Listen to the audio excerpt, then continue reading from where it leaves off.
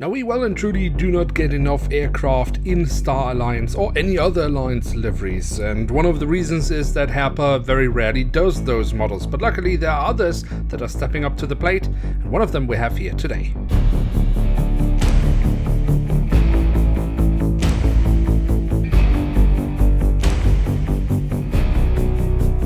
With that, hello and welcome to a new episode of Review, where we today will take a closer look at a Boeing 777-300ER of EVA Air. At the front of the box we have the cutout, so we can get a glimpse of the aircraft model inside, and at the top of the box we have the Aero 500 branding.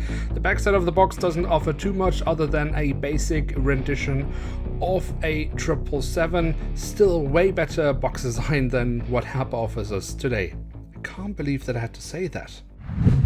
And here she is, the Boeing 777-300ER of EVA Air, and of course not just in any livery, but in the Star Alliance livery, as EVA Air of course is a full member of the Star Alliance Airline Alliance. And as such, they do of course have some aircraft painted in the Star Alliance livery. And thanks to Aero 500, we also have a model of that. So let's take a closer look, and we start off with the tail section, where we on the vertical stabilizer have the Star Alliance branding. We do also have a little bit of detailing on the horizontal stabilizer, and then on the fuselage we find the full registration code of the aircraft, and at the very tail of the aircraft we also have a little bit of detailing around the APU exhaust. And at the top of the fuselage we don't find antennas, but we do at least have them printed on, which I think is a decent compromise. At the front of the aircraft and across the fuselage we then have the writing of Star Alliance. Underneath that we then have the EVA Air branding. We do also have the full registration code of the aircraft once again, and of course again a little Star Alliance logo. The cockpit section itself is very nicely detailed with petro tubes and all sorts of sensors, and then of course also the cockpit windows and the window wipers that have also been printed on. The engine nacelles have been kept in all white, just as most of the fuselage, but we do have some lovely printed detailing, like for example the GE90 branding or the silver leading edge, but we do also have like this little red stripe.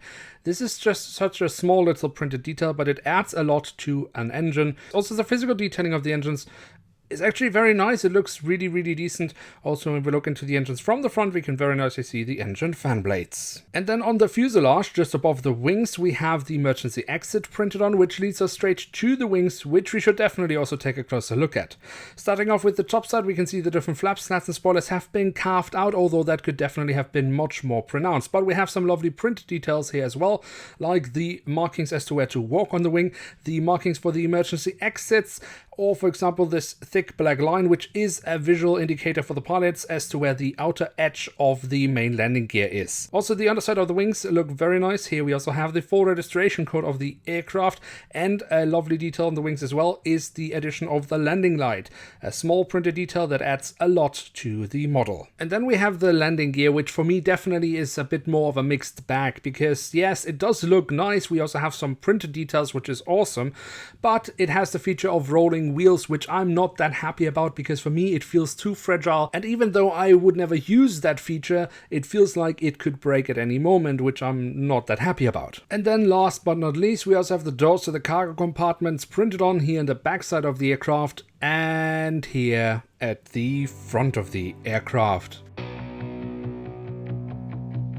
So there we have it, the Boeing 777-300ER of EVA Air in the Star Alliance livery of Aero 500. And what can we say about this aircraft model? Well, I'm happy to have the model because it is in a Star Alliance livery, but there are some things that we need to talk about because it's a little bit of a mixed bag for me. The physical detailing of the aircraft model is nice. Aero 500 does well with that, although I'm not a big fan of the rolling wheels, as I explained. The print itself, well, that's a whole different story. Yes, it offers a plethora of details, which is awesome, but the quality of the print is a little bit of an issue. From a distance, you probably won't notice much, but if we take a closer look, we can see how grainy it is in some places, and you can even feel that the print is less refined as with other manufacturers.